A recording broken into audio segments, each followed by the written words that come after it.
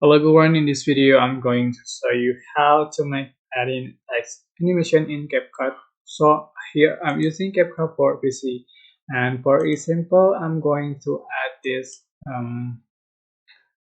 white background template, and then add the text. Just click the alt text, for example this, and change the text. For example,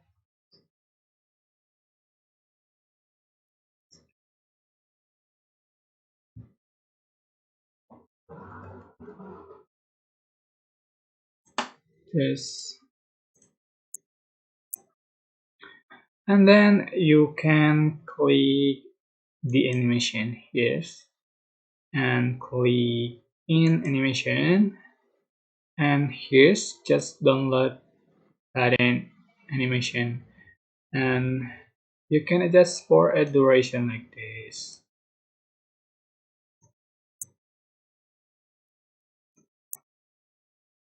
Okay, just simple. That's how to make add-in text animation in CapCut. Don't forget to click like, comment, share, and also subscribe.